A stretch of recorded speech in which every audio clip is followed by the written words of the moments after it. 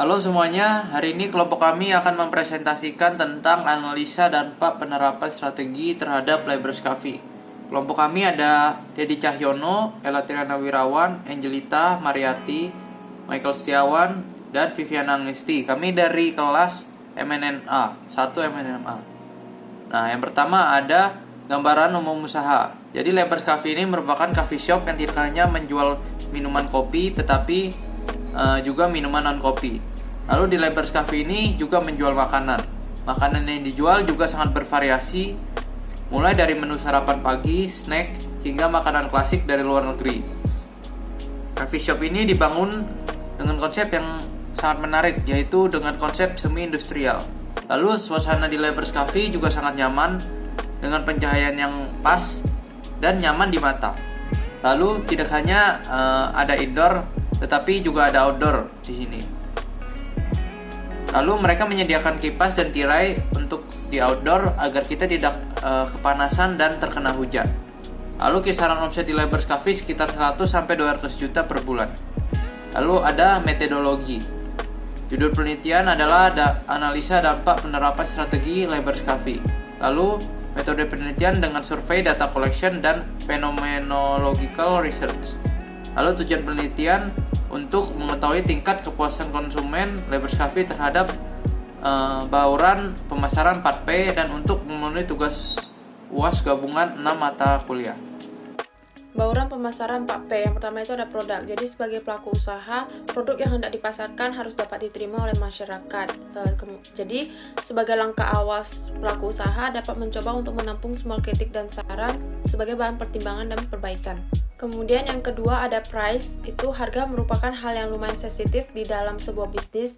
Biasanya konsumen selalu membandingkan harga antara produk yang sama dengan merek yang berbeda, ataupun produk yang hampir serupa dengan merek yang berbeda. Harga yang ditawarkan harus masuk akal dan sesuai dengan standar yang ada. Yang ketiga itu ada place, tempat atau lokasi merupakan salah satu faktor penentu yang juga penting dalam menunjang keberhasilan bisnis.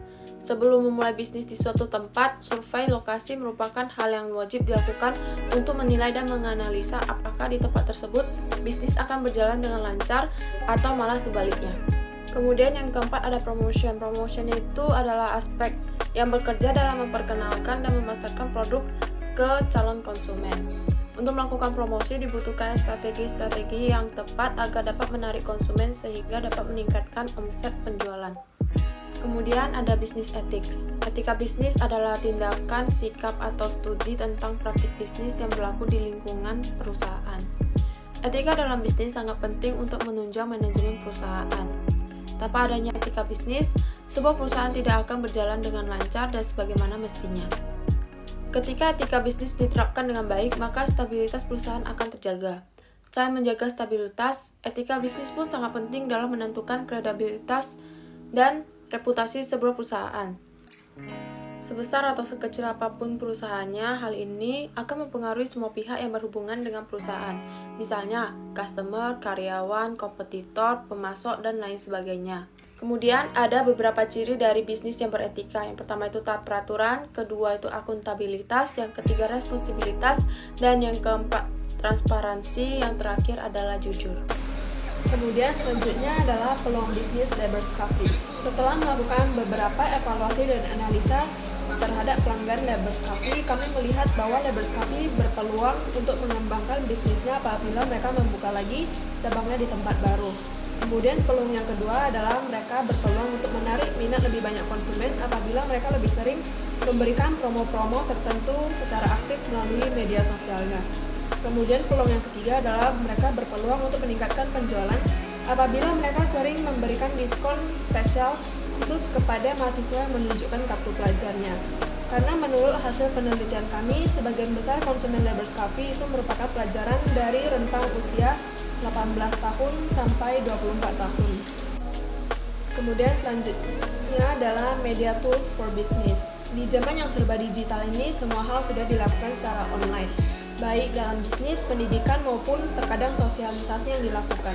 Teknologi yang terus berkembang membuat semua aspek kehidupan itu harus menyesuaikan dengan keadaan sekarang, terutama dalam hal bisnis. Secara garis besar, media sosial telah merubah keadaan lingkungan bisnis yang ada sehingga banyak perusahaan yang mengandalkan media untuk memperkenalkan dan memasarkan produknya. Jika diperhatikan, perusahaan itu sering menggunakan hashtag ketika mereka mencoba untuk memperkenalkan dan memasarkan produknya melalui media sosial seperti Instagram, Facebook, TikTok, dan lain sebagainya.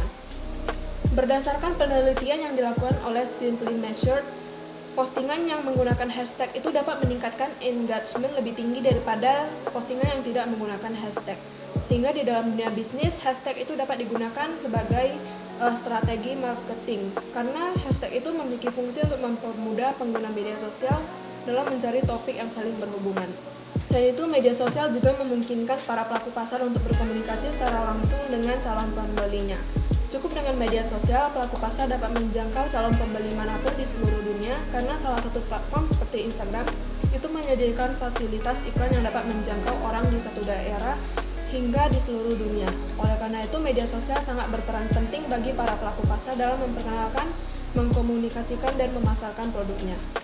Selanjutnya program CSR Labers Coffee. Program CSR sebagai wujud dari etika bisnis yang hingga saat ini masih berusaha dilaksanakan dan dimaksimalkan penerapannya adalah gerakan anti plastik di semua produk yang digunakan oleh Labers Coffee. Dengan adanya program ini, diharapkan dapat mendukung pelestarian lingkungan dan menjadi pelaku bisnis yang ramah lingkungan. Labers Coffee menyediakan tempat yang nyaman dan bersih. Meja Labers dipastikan selalu dibersihkan setelah konsumen pergi. Toilet dan wastafel Labers juga bersih. Mereka tidak lupa menyediakan tisu dan sabun. Labers sering mengupload feeds untuk memperingati hari-hari penting seperti Hari Sumpah Pemuda, Hari Pahlawan, Hari Kemerdekaan, dan lainnya. Kemudian bisnis internasional. Perusahaan dapat memperluas bisnisnya dengan memasuki bisnis internasional, yaitu ketika dalam memasarkan produk, perusahaan mencari berbagai cara untuk memperluas pasarnya. Ya, salah satu caranya itu dengan memasuki atau berekspansi ke pasar luar negeri. Kenapa begitu? Karena untuk memasuki bisnis internasional terdapat beberapa metode yang harus dilakukan. Nah, yang pertama yaitu licensing. Licensing atau lisensi adalah sebuah izin resmi untuk melakukan, menggunakan, ataupun memiliki sesuatu. Pemilik lisensi memberikan hak kepada penerima lisensi untuk menggunakan hak kekayaan intelektual dalam jangka waktu tertentu sesuai kesepakatan yang ada. Pemberi lisensi menerima royalti dari pemegang lisensi. Yang kedua yaitu exporting. Exporting mencakup kegiatan memasarkan produknya dari dalam negeri ke luar negeri. Yang ketiga joint venture adalah penggabungan usaha bisnis yang berbeda yang dilakukan oleh dua perusahaan atau lebih. Kerjasama ini memiliki tujuan khusus dan berjalan sesuai dengan rencana dan kesepakatan yang telah disepakati oleh kedua perusahaan atau lebih. Contohnya dua perusahaan yang baru-baru ini melakukan penggabungan dan membentuk entitas perusahaan baru adalah Gojek dan Tokopedia dengan membentuk Goto. Yang terakhir yaitu bisnis internasional Labers Coffee. Menurut kami, bisnis internasional yang paling cocok dengan Labers Coffee merupakan franchising. Franchise merupakan sistem pendistribusian barang atau jasa pada pelanggan akhir dengan franchisor yang diberikan hak individu atau perusahaan untuk menjalankan bisnis dengan merek, nama, sistem, prosedur dengan cara-cara yang telah ditetapkan sebelumnya dalam jangka waktu dan area tertentu. Lalu apa sih keuntungan franchise ini untuk Labers Coffee? Nah, keuntungannya itu yang pertama adalah memperluas usahanya dengan lebih cepat dan mudah. Nah, yang kedua mengurangi risiko usaha sekaligus memberi keuntungan dengan pembeli franchise. Yang ketiga adalah adanya sumber pemasukan baru seperti fee, royalti, dan biaya pelatihan. Dan yang terakhir merupakan meningkatkan omset perusahaan. Jenis kepemilikan usaha. Dalam sebuah bisnis, terdapat berbagai jenis kepemilikan bisnis. Yang pertama, sole proprietorship atau kepemilikan tunggal. Dalam bisnis terjadi ketika seseorang melakukan aktivitas atau kegiatan bisnis dan tidak ada pemisahan formal antara aset maupun kewajiban berdasarkan yang sifatnya pribadi atau profesional. Bisnis tipe ini sederhana, mudah dimulai, merupakan tipe kepemilikan yang paling umum. Pemilik bisnis akan bertanggung jawab secara pribadi atas kewajiban apapun yang mungkin akan muncul akibat bisnis di kemudian hari. Yang kedua ada partnership. Kemitraan merupakan jenis kepemilikan bisnis yang paling sederhana ketika ada dua orang atau lebih yang terlibat di dalamnya. Bentuk kemitraan yang banyak dikenal adalah firma dan CV. Seluruh mitranya menjalankan bisnis secara bersama dan bertanggung jawab secara bersama pula. Lalu yang ketiga ada corporation. Corporation adalah perusahaan berbadan hukum yang memiliki banyak anak perusahaan di bawahnya, yang dimana ia memiliki hak dan kewajiban yang berbeda dengan anak perusahaannya. Yang keempat, not-for-profit corporation. Business ownership jenis ini adalah korporasi yang dibuat dengan tujuan menyediakan layanan sosial, pendidikan, keagamaan, dan lainnya. Tujuan didirikannya korporasi ini bukanlah untuk mendapatkan keuntungan, tapi sebagai pelayanan dan pengabdian. Yang kelima, ada joint venture, yaitu penggabungan usaha bisnis yang berbeda yang dilakukan oleh dua perusahaan atau lebih. Kerjasama ini memiliki tujuan khusus dan berjalan sesuai dengan rencana dan kesepakatan yang telah disepakati oleh kedua perusahaan atau lebih. Nah, untuk bentuk kepemilikan Lebers Coffee, berdasarkan hasil wawancara kami dengan pemilik Lebers didirikan oleh 7 orang yang terlibat di dalamnya. Maka dari itu, jenis kepemilikan bisnis Lebers Coffee merupakan jenis partnership. Alasannya karena mereka memiliki visi dan misi yang sama, yaitu membangun sebuah coffee shop dengan suasana yang nyaman. Mereka juga melakukan partnership untuk pengumpulan modal aktif yang lebih besar. Selain itu, mereka dapat saling mengisi dan melengkapi dalam mengelola bisnis ini. Kesimpulan analisa statistik Lebers Coffee. 75% dari 40 responden merupakan mahasiswa yang berusia 18-25 tahun yang belum bekerja dengan pemasukan di bawah 1 juta per bulan. Sebagian besar responden merasa Lebers merupakan tempat yang nyaman dengan harga produk yang sesuai dengan fasilitas yang disediakan Lebers. 58% responden mengetahui adanya Lebers Coffee dari teman dan 30% lagi dari sosial media. Hal ini berarti adanya word of mouth dari Lebers Coffee.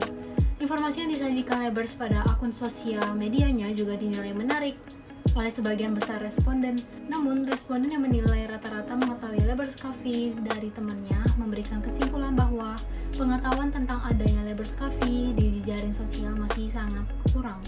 Selanjutnya, rekomendasi untuk Lebers Coffee. Yang pertama, menggunakan rancangan media tools untuk mendukung bisnis ini agar berjalan. Yang paling tepat ialah melalui promosi iklan berbayar di ads Instagram, atau juga bisa post di feeds ataupun story Instagram sendiri oleh pihak Lebers. Yang kedua, strategi marketing yang ampuh untuk Lebers yaitu iklan berbayar di Instagram karena dari hasil analisa ditemukan bahwa anak berusia 18-24 tahun serta berpendapatan di bawah 1 juta rupiah yang menyukai Lebers. Maka dari itu, Instagram merupakan platform yang tepat sebagai media promosi iklan perusahaan.